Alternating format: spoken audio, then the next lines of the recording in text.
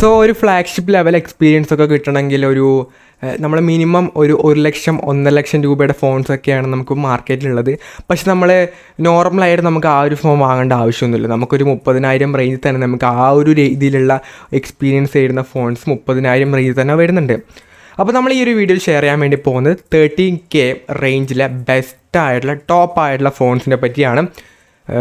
4 ഫോൺസാണ് നമ്മൾ സെലക്ട് ചെയ്തിട്ടുള്ളത്. അപ്പം ആ ഫോൺസിൻ്റെ ഒക്കെ തന്നെ ഡീറ്റെയിൽസും കാര്യങ്ങളൊക്കെ തന്നെ നമുക്ക് ഈ ഒരു വീഡിയോയിലൂടെ നോക്കാം. അപ്പോൾ നേരെ വീഡിയോയിലോട്ട്. നമ്മളെ ഫസ്റ്റത്തെ ഒരു ഫോൺ എന്ന് പറഞ്ഞാൽ IQയുടെ Neo 7 Pro എന്ന ഫോണാണ്. ഇത് കുറച്ചായി ഫോൺ ഇറങ്ങിയിട്ട്, കഴിഞ്ഞ വർഷം ഇറങ്ങിയ ഫോണാണ്.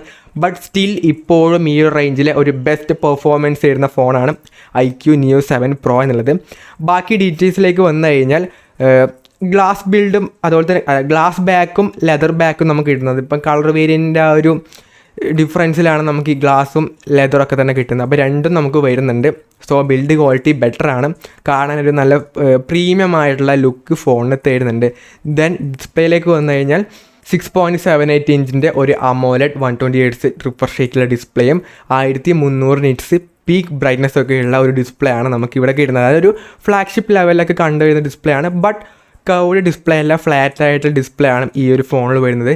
ദെൻ ക്യാമറയെ പറ്റി പറയുകയാണെങ്കിൽ 15 MB primary camera, 8 MB ultra wide camera വരുന്നുണ്ട്, 2 MB മാക്രോ ക്യാമറയും റിയറിൽ വരുന്നുണ്ട്, 4K വീഡിയോ റെക്കോർഡിംഗ് ഒക്കെ തന്നെ സപ്പോർട്ട് ചെയ്യുന്നുണ്ട്. 16 MB ആണ് സെൽഫി ക്യാമറ പ്രൊവൈഡ് ചെയ്തിട്ടുള്ളത്. ദെൻ പെർഫോമൻസിനെ പറ്റി പറയുകയാണെങ്കിൽ Qualcomm Snapdragonൻ്റെ 8+ Gen 1 എന്ന പ്രോസറാണ് കൊടുത്തിട്ടുള്ളത്. ആൻഡ് ടു ബെഞ്ചുമാർക്ക് സ്കോർ പറയുകയാണെങ്കിൽ 1.3 മില്യൺ എബോ ആയിട്ടാണ് വരുന്നത്. അതായത് 13 ലക്ഷത്തിൻ്റെ മേലെയാണ് ആൻഡ് ടു സ്കോറും കാര്യങ്ങളൊക്കെ തന്നെ വരുന്നത്. സോ ഫ്ലാഗ്ഷിപ്പ് ലെവലിലെ ഒരു ഗെയിമിംഗ് പെർഫോമൻസ് കിട്ടുന്നൊരു ഫോണാണ് IQ Neo 7 Pro എന്ന് പറഞ്ഞത്. ഇതിൻ്റെ മെയിനായിട്ടുള്ള ഒരു ഹൈലൈറ്റ് ആയിട്ടുള്ള കാര്യം ഈ ഒരു പെർഫോമൻസ് തന്നെയാണ്. ഇനി ബാറ്ററി പറയുകയാണെങ്കിൽ 5000 mAh ബാറ്ററി, 120 വാട്ടിൻ്റെ ഫാസ്റ്റ് ചാർജിങ്ങും വരുന്നുണ്ട്. ഓൾമോസ്റ്റ് 15% ആകാൻ വെറും 8-9 മിനിറ്റ് മാത്രമേ ആവശ്യം വരുന്നുള്ളൂ ഈ ഒരു ഫോണെന്ന് പറഞ്ഞാൽ. അപ്പം ഈ ഒരു 30,000 രൂപ റേഞ്ചിലൊക്കെ തന്നെ നിങ്ങളൊരു ഗെയിമിംഗ് പെർഫോമൻസിന് ഓറിയൻറ്റഡ് ആയിട്ടുള്ള ഫോൺസൊക്കെ നോക്കുന്നുണ്ടെങ്കിൽ IQ Neo 7 Pro ആണ് ഇപ്പം ഈ ഒരു റേഞ്ചിൽ. കുറച്ച് കഴിഞ്ഞ വർഷം ഇറങ്ങിയ ഫോണാണെങ്കിൽ പോലും ഇപ്പോഴും ബെസ്റ്റ് പെർഫോമൻസ് പ്രൊവൈഡ് ചെയ്യുന്ന ഫോൺ IQ Neo 7 Pro തന്നെയാണ്. ഇനി ഒരു ലിസ്റ്റിൽ അടുത്തൊരു ഫോൺ എന്ന് പറയുന്നത് OnePlusൻ്റെ Nord 3 ആണ്. ഇതും കുറച്ചായി ഇറങ്ങിയിട്ട്. ഇതിലേക്ക് വന്നു കഴിഞ്ഞാൽ നമുക്ക് ഇവിടെ കിട്ടുന്നത് ഒരു ഗ്ലാസ് ബാക്കാണ്. ഡിസ്പ്ലേ പറ്റി പറയുകയാണെങ്കിൽ 6.74 ഇഞ്ചിൻ്റെ ഒരു AMOLED 120 Hz റിഫ്രഷ് റേറ്റ് കൂടിയുള്ള ഡിസ്പ്ലേ ആണ്. 1450 നിറ്റ്സിൻ്റെ ബ്രൈറ്റ്നസ്സും വരുന്നുണ്ട്. ഫ്ലാറ്റ് ആയിട്ട് ഡിസ്പ്ലേ ആണ് വരുന്നത്. ഇനി ക്യാമറ പറ്റി പറയുകയാണെങ്കിൽ 15 MB primary camera, 8 MB ultra wide camera വരുന്നുണ്ട്, 2 MB മാക്രോ ക്യാമറയും കൊടുത്തിട്ടുണ്ട്. 16 MB ആണ് സെൽഫി ക്യാമറ വരുന്നത്. പെർഫോമൻസ് ആണെങ്കിൽ മിയർടെക്കിൻ്റെ Dimensity 9000 എന്ന ഒരു പ്രോസറാണ് കൊടുത്തിട്ടുള്ളത്. അത്യാവശ്യം നല്ല പെർഫോമൻസ് ഓറിയൻറ്റഡ് ആയിട്ടുള്ള ഫോൺ തന്നെയാണ്.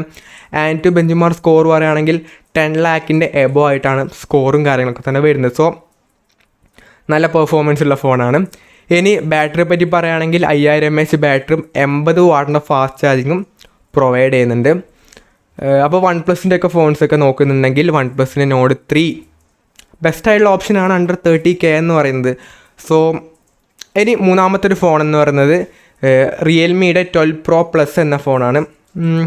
ഇതിലേക്ക് വന്നു കഴിഞ്ഞാൽ ഒരു ലെതറിൻ്റെ ബാക്കാണ്, അതായത് ഇക്കോ അങ്ങനെ എന്തോ ഒരു വീഗൻ ലെതറിൻ്റെ ബാക്കാണ് കൊടുത്തിട്ടുള്ളത്. ഡിസ്പ്ലേ പറ്റി പറയുകയാണെങ്കിൽ 6.7 ഇഞ്ചിൻ്റെ AMOLED display, 120 Hz refresh rate, 950 നിറ്റ്സിൻ്റെ പീക്ക് ബ്രൈറ്റ്നസ് ഒക്കെ തന്നെ വരുന്നുണ്ട്. ക്യാമറ ഈ ഒരു ഫോണിൻ്റെ മെയിനായിട്ട് ഹൈലൈറ്റ് ആയിട്ടുള്ള കാര്യം എന്ന് പറയുന്നത് ക്യാമറയാണ്. ക്യാമറ പറ്റി പറയുകയാണെങ്കിൽ 15 MB ഒരു പ്രൈമറി ക്യാമറ, 64 MB ഒരു പെരിസ്കോപ്പിക് ടെലിഫോട്ടോ ലെൻസ് വരുന്നുണ്ട്. പിന്നീട് അത് കഴിഞ്ഞിട്ടില്ല, പിന്നീട് 8 MP ഒരു അൾട്രാ വൈഡ് ക്യാമറ വരുന്നുണ്ട്, 32 MB ഒരു സെൽഫി ക്യാമറയും കൊടുത്തിട്ടുണ്ട്. സോ ക്യാമറയിൽ ഞാനിപ്പം ഒരു സ്പെസിഫിക്കേഷൻ മാത്രമേ പറയുന്നുള്ളൂ. നിങ്ങൾ ക്യാമറ റിവ്യൂസൊക്കെ നോക്കിയാൽ മനസ്സിലാവും. ഇപ്പം ഈ ഒരു റേഞ്ചിലൊരു ബെസ്റ്റ് ക്യാമറാസൊക്കെ തന്നെ പ്രൊവൈഡ് ചെയ്യുന്ന ഫോൺ കൂടിയാണ്. ബെസ്റ്റ് ക്യാമറ ഈ ഒരു 30K ഒരു ബെസ്റ്റ് ക്യാമറ പെർഫോമൻസ് തരുന്ന ഫോൺ കൂടിയാണ് 12 Pro Plus എന്ന് പറഞ്ഞാൽ. പെർഫോമൻസിലേക്ക് വന്നതിന് Qualcomm Snapdragonൻ്റെ 7S Gen 2 എന്ന പ്രോസറാണ് വരുന്നത്. ഇതൊരു 20,000 രൂപ റേഞ്ചിലൊക്കെ കിട്ടുന്ന ആ ഒരു പെർഫോമൻസ് മാത്രമേ ഇതിൽ കിട്ടുകയുള്ളൂ. പെർഫോമൻസിലെല്ലാം കാര്യം ഈ ഒരു ഫോണിൻ്റെ ബാക്കി ക്യാമറയിലാണ് ഇത് മെയിനായിട്ട് ഫോക്കസ് ചെയ്യുന്നത്. അപ്പോൾ പെർഫോമൻസ് എല്ലാം വളരെ കുറവാണ്. ബട്ട് ക്യാമറ ഇതിൻ്റെ ഉഗ്രം ക്യാമറയാണ്. ഇനി ബാറ്ററി പറയുകയാണെങ്കിൽ 5000 mAh ബാറ്ററിയും 67 വാട്ടിൻ്റെ ഫാസ്റ്റ് ചാർജിങ് ഒക്കെ തന്നെ ബോക്സിനകത്ത് തന്നെ വരുന്നുണ്ട്. സോ പെർഫോമൻസിൻ്റെ കാര്യത്തിലൊക്കെ തന്നെ റിയൽമി ഈ ഒരു ഫോണിൽ ഭയങ്കര ബാക്കിലാണ്. അത് 20,000 രൂപ റേഞ്ചിലൊക്കെ കിട്ടുന്ന ഫോണിൽ വരുന്ന പെർഫോമൻസ് മാത്രമേ കിട്ടുന്നുള്ളൂ. ബട്ട് ക്യാമറയിൽ ഈ ഒരു ഫോൺ ഉഗ്രനായിട്ടുള്ള ക്യാമറ പെർഫോമൻസ് തരുന്നുണ്ട്. ഇനി ലാസ്റ്റ് ഫൈനലായിട്ടുള്ള ഫോൺ എന്ന് പറഞ്ഞാൽ ഒരു ഓൾറൗണ്ടർ ഫോൺ കൂടിയാണ് ഈ റേഞ്ചിൽ.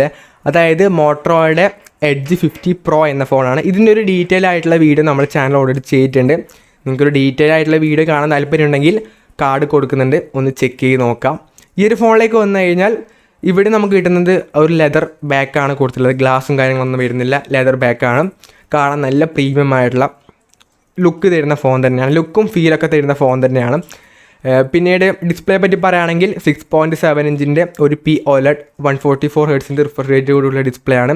2000 നിറ്റ്സിൻ്റെ പീക്ക് ബ്രൈറ്റ്നസും കാര്യങ്ങളൊക്കെ തന്നെ വരുന്നുണ്ട്. കർവ്ഡ് ആയിട്ടുള്ള ഡിസ്പ്ലേ ആണ് നമുക്ക് ഈ ഒരു പ്രൈസ് റേഞ്ചിൽ കിട്ടുന്നത്. So it's better. ക്യാമറ പറ്റി പറയുകയാണെങ്കിൽ നമുക്ക് വരുന്നത് primary camera 15 MB primary camera വരുന്നുണ്ട്. 13 MB ഒരു അൾട്രാ വൈഡ് ക്യാമറ വരുന്നുണ്ട്. പിന്നീട് 10 മെഗാ ഒരു ടെലിഫോട്ടോ ലെൻസും കൊടുത്തിട്ടുണ്ട്. 15 MB സെൽഫി ക്യാമറയും ഫ്രണ്ടിൽ കൊടുത്തിട്ടുണ്ട്. സോ ക്യാമറയെല്ലാം ഉഗ്രം തന്നെയാണ്. ക്യാമറ യൂസൊക്കെ നോക്കാം. ദെൻ പെർഫോമൻസിനെ പറ്റി പറയുകയാണെങ്കിൽ കോൾകോം സ്നാപ്ഡ്രാഗൻ്റെ 7 Gen 3 എന്ന പ്രോസറാണ് കൊടുത്തിട്ടുള്ളത്. ആൻഡ് ബെഞ്ചുമാർക്ക് സ്കോർ പറയുകയാണെങ്കിൽ 8,15,000 എബോ ആയിട്ടാണ് വരുന്നത്. അത്യാവശ്യം നല്ല പെർഫോമൻസ് ഓറിയൻറ്റഡ് ആയിട്ടുള്ള ഫോൺ തന്നെയാണ്. ബാറ്ററി ആൻഡ് ഫാസ്റ്റ് ചാർജിങ്ങിനെ പറ്റി പറയുകയാണെങ്കിൽ 4500 mAh ബാറ്ററിയും 125 വാട്ടിൻ്റെ ഫാസ്റ്റ് ചാർജിങ്ങും ബോക്സിനകത്ത് തന്നെ പ്രൊവൈഡ് ചെയ്യുന്നുണ്ട്. ഈ ഒരു എഡ്ജ് 15 Pro എന്ന് പറയുന്നത് ഒരു ഓൾറൗണ്ട് ഫോണാണ്. എല്ലാ രീതിയിലും ഒരു ബെസ്റ്റ് ഒരു ഫ്ലാഗ്ഷിപ്പ് ലെവൽ എക്സ്പീരിയൻസ് തരുന്ന ഫോൺ തന്നെയാണ്. അതെല്ലാ രീതിയിലും ഒരു ഫ്ലാഗ്ഷിപ്പ്, അതായത് 30,000 രൂപയ്ക്ക് നമുക്കൊരു ഫ്ലാഗ്ഷിപ്പ് ലെവലിലുള്ള സെറ്റപ്പ് നമുക്ക് ഈ ഒരു 15 Proയിൽ കിട്ടുന്നുണ്ട്. അപ്പോൾ ഓവറോളായിട്ട് പറയുകയാണെങ്കിൽ നിങ്ങൾ ഗെയിമിംഗ് ആണെങ്കിൽ iQOO Neo 7 Pro ആണ് ബെറ്റർ ആയുള്ള ഓപ്ഷൻ. ക്യാമറ ആണെങ്കിൽ റിയൽമി 12 Pro Plus ആണ്. ഒരു എല്ലാ രീതിയിലും ഒരു ബെസ്റ്റ് ഫോൺ എന്ന രീതിയിൽ നോക്കുകയാണെങ്കിൽ മോട്ടറോള എഡ്ജ് 50 Pro ആണ് ബെസ്റ്റായിട്ടുള്ള ഫോൺ എന്ന് പറയുന്നത്. അപ്പം ഇതാണ് ഇപ്പം അവൈലബിൾ ആയിട്ടുള്ളതിൽ ബെസ്റ്റായിട്ടുള്ള ഫോൺസ് അണ്ടർ 30K എന്ന് പറയുന്നത്. ഇത് കൂടാതെയും വേറെ ഫോൺസൊക്കെ ഉണ്ടെങ്കിൽ താഴെ കമൻറ്റ് ചെയ്യാം. അപ്പം ഈ ഒരു വീഡിയോ യൂസ്ഫുൾ ആണെന്ന് പ്രതീക്ഷിക്കുന്നു. This is from Abhinav signing off. By.